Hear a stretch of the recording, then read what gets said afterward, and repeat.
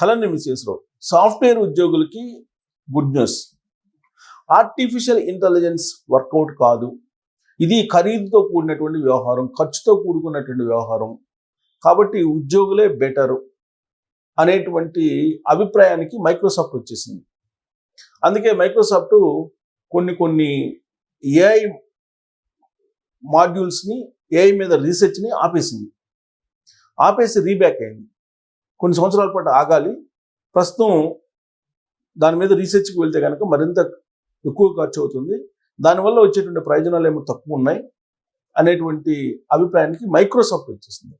Microsoft గురించి నేను ఎందుకు చెప్తున్నానంటే, వరల్డ్ మొత్తం మీద the biggest software company Microsoft.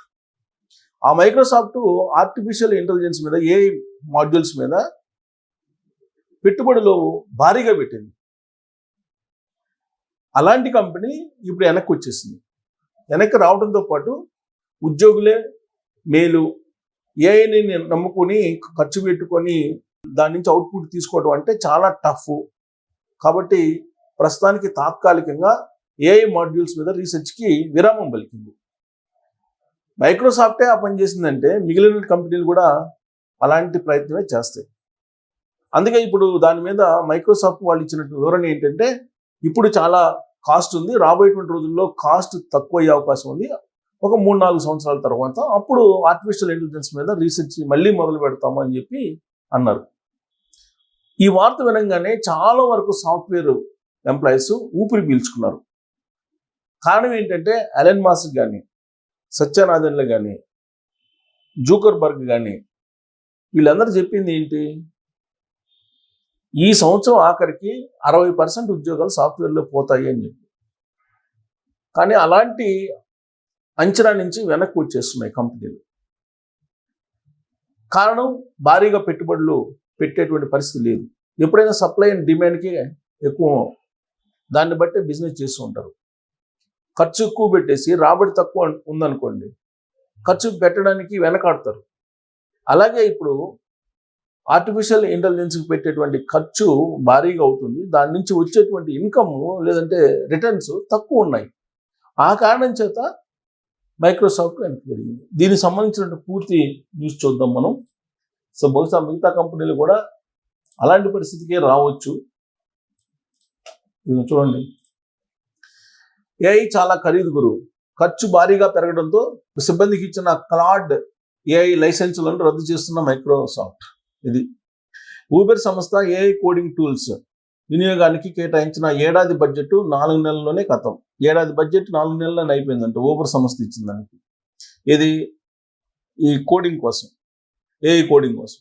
Code రాయడానికి ఏఐ, కస్టమర్ సర్వీస్లో ఏఐ, ఆరోగ్యం రంగంలో AI, banking, finance, content creation, e commerce, విద్యారంగం ఒకటేంటి ఇందుగలదు అందు లేదు అనే సందేహం వలదు. ఎందెందు వెతికినా చూసినా అందెందే ఏఐ. 4 ఏళ్ల క్రితం చిన్న బిందువులా మొదలై ఏఐ విప్లవం నానాటికి జోరందుకుంటుంది. ఇక భవిష్యత్ అంతా ఏఐదేనని కృత్రిమ మీదతో ఉత్పాదకత భారీగా పెరగడమే కాక ఉద్యోగులపై ఆధారపడడం తగ్గుతుందని, దీనివల్ల భారీగా ఖర్చు తగ్గిపోతుందని అంచనాలు, విశ్లేషణలు పుంఖానుగా వస్తున్నాయి కూడా. కానీ వాస్తవం అందుకు భిన్నంగా కనిపిస్తుంది. కృత్రిమ మీదతో పనులు సులువు అవుతాయన్న మాట నిజమే, కానీ ప్రస్తుతానికి అది చాలా ఖరీదైన వ్యవహారం అని, అనుకున్నంత చౌక కాదని కంపెనీలకు అర్థమవుతుంది. ఉత్పాదకతను పెంచుకునేందుకు భారీగా ఉద్యోగులను తొలగించి మిగిలిన కొంతమంది ఉద్యోగులకు ఏఐ టూల్స్ ఇచ్చి పని చేయించాలనుకున్న చాలా సంస్థలు ఇప్పుడు అది ఖరీదైన వ్యవహారంగా మారడంతో తల పట్టుకుంటున్నాయి.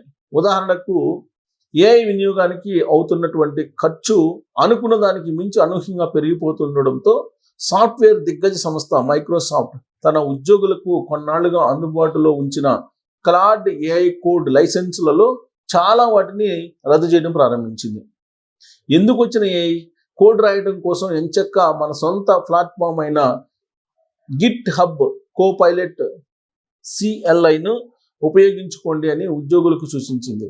ఖర్చు కారణంగానే ఈ నిర్ణయం తీసుకున్నట్టు మైక్రోసాఫ్ట్ బయటకు చెప్పలేదు, కానీ అసలు కారణం అదేనని విశ్వసనీయ వర్గాల సమాచారం. నిజానికి ఈ క్లాడ్ ఏఐ రంగంలో సంచలనాలు సృష్టిస్తున్న ఆంథ్రోపిక్ అనే స్టార్టప్ సృష్టి.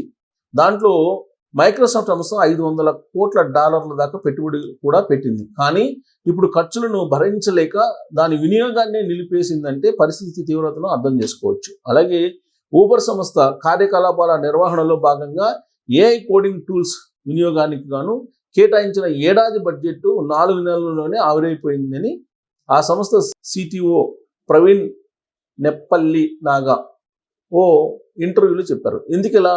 కృత్రిమ మీద టూల్స్ వినియోగానికి అయ్యే ఖర్చు సాంప్రదాయ సాఫ్ట్వేర్ల వినియోగ ఖర్చులా స్థిరంగా ఉండదు. ఉదాహరణకు మన మైక్రోసాఫ్ట్ ఆఫీస్ టూల్స్ వాడాలంటే ఏడాదికి ఇంత అనే పద్ధతిలో చెల్లిస్తాం. అలాగే అడబ్ ఫోటోషాప్ వంటి టూల్స్ను వాడాలన్నా అంతే. కానీ ఏఐ వాడకం అలా ఉండదు. వ్యక్తిగత స్థాయిలో ప్రస్తుతం చాట్ జీపీటీ, జెమినై వంటి వాటికి సబ్స్క్రిప్షన్ ఆధారిత వినియోగం ఉన్నప్పటికీ వాటికి చాలా పరిమితులు ఉంటాయి. కంపెనీ స్థాయిలో అలా పరిమితులు ఉంటే కుదరదు. అక్కడ ఏపీఐ అప్లికేషన్ ప్రోగ్రామింగ్ ఇంటర్ఫేస్ని క్లాడ్ కోడ్ వంటి ప్రత్యేక డెవలపర్ టూల్స్ను ఎలాంటి పరిమితులు లేకుండా వాడతాయి. టోకెన్ ఆధారిత ధరల ప్రకారం ఎంత వాడితే అంత మొత్తానికి చెల్లింపులు చేస్తాయి. టోకెన్ అంటే ఏమిటంటే ఏఐ మోడల్స్ మనలాగా భాషను పదాల రూపంలో అర్థం చేసుకోలేవు. మనం ఇచ్చినటువంటి ఇన్పుట్ను చిన్న చిన్న ముక్కలుగా విడగొట్టుకుని అర్థం చేసుకుని సమాధానం ఇస్తాయి. అలా విడగొట్టిన ప్రతి ముక్కను ఒక టోకెన్గా పరిగణిస్తారు. ఒక ఉద్యోగి ఏఐ టూల్ను వాడి ఒక పెద్ద కోడింగ్ ప్రాజెక్ట్లో బగ్స్ను గుర్తించాలని అడిగితే అది బ్యాక్గ్రౌండ్లో వందలాది పనులు చేస్తుంది. కోడ్ను చదవడం, రన్ చేయడం, టెస్ట్ చేయడం, తప్పులు చేస్తే సరిచేయడం, ఇలా విస్తృతంగా పనిచేయాల్సి వస్తుంది. ఈ క్రమంలో అది లక్షలాది లైన్ల కోడ్ను ఏఐ మోడల్కు పదే ఇన్పుట్గా పంపుతుంది. దీనివల్ల 2 గంటల్లో పని పూర్తయినట్టు అనిపించవచ్చు, కానీ వాడిన టోకన్ల కారణంగా ఆ 2 గంటలకే $1000 బిల్లు వస్తుంది. ఇది కారణం. మైక్రోసాఫ్ట్ సంస్థలకు జరిగింది కూడా ఇదే. ఇక ఏఐ పని ఇంతేనా, ఏఐ పని అయిపోయినట్టేనా, మైక్రోసాఫ్ట్ వెనక్కి తగ్గింది కాబట్టి అనుకుంటున్నారు. ఏఐతో పని చేయించుకోవడం అంత చౌక కాదు కాబట్టి ఇక కృత్రిమం మీద వినియోగం తగ్గిపోతుందా, ఖర్చు తగ్గే మార్గం లేదా అంటే ఏఐ వినియోగానికి ఇప్పుడు అవుతున్న ఖర్చుతో పోలిస్తే 2030 నాటికి భారీగా తగ్గుతుందని రీసెర్చ్ కంపెనీ గార్డ్నర్ ప్రాజెక్ట్స్ అంచనా వేస్తుంది. ఆ సంస్థ విశ్లేషణ ప్రకారం 1,00,000 కోట్ల డిజిటల్ కనెక్షన్లున్న భారీ ఏఐ మోడల్ వినియోగానికి అయ్యే ఖర్చు 2025తో పోలిస్తే 2030 నాటికి 10% పడిపోతుంది. ఉదాహరణకు ఇప్పుడు ఒక టోకెన్కు రూపాయి ఖర్చు అయితే 2030 నాటికి అది 10 పైసలకు పడిపోయే వీలుంది. అయితే జవాన్స్ పారాడాక్స్ ఆర్థిక సూత్రం ప్రకారం ఏదైనా వస్తువు సేవ ధర విపరీతంగా పడిపోతే వాడకం అంతే స్థాయిలో పెరుగుతుంది. ఉదాహరణకు ఒకప్పుడు మన మొబైల్ డేటాకు 1 GBకి నెలకు 250 దాకా చెల్లించేవాళ్ళం. గుర్తుందా? అంబానీ పుణ్యమని డేటా ధరలు ఇప్పుడు కారు చౌక అయ్యాయి. కానీ మన వినియోగం పెరిగిపోయింది. ఇప్పుడు నెలకు 1 GB కాదు, రోజుకు 2 GB పైన వాడేస్తున్నాం. ఫలితంగా అధిక వినియోగం వల్ల మన బిల్లు తగ్గకపోగా మరింత పెరిగింది. ఏఐ విషయంలో కూడా అదే జరుగుతుందా అంటే అవునని అంటున్నారు టెక్నిక్లు. సో అదే జరిగితే ఏఐ అనేది వైబిలిటీ కాదు. పెట్టే ఖర్చు వచ్చేటువంటి రిటర్న్స్ మీరు చూసుకుంటే ఏఐ వైబిలిటీ కాదని చెప్పి మైక్రోసాఫ్ట్ తేల్చేసింది. ప్రస్తుతానికి 2030 తర్వాత ఏం జరుగుతుందో చూడాలి. అప్పటికైతే ఏదో 10% తగ్గుతుంది ఇప్పుడు అయ్యేటువంటి ఖర్చులు అని చెప్తున్నారు. కానీ ఒకవేళ తగ్గినప్పటికీ ఈ ఏఐ టోకెన్స్ని మేనేజ్ చేయడం అనేది అంత ఈజీ కాదని చెప్పి చెప్తున్నారు. సో కాబట్టి ప్రస్తుతానికి సాఫ్ట్వేర్ ఉద్యోగులు వాళ్ళ ఉద్యోగాల్ని పదిలంగా ఉంచుకోవచ్చు అని చెప్పి మైక్రోసాఫ్ట్ చల్లని కబురు చెప్పింది. మిగతా కంపెనీలు కూడా అదే బాట పట్టేటువంటి అవకాశం ఉంది. సో దీని మీద మీరు అభిప్రాయాన్ని వ్యక్తం చేయొచ్చు. Thank you.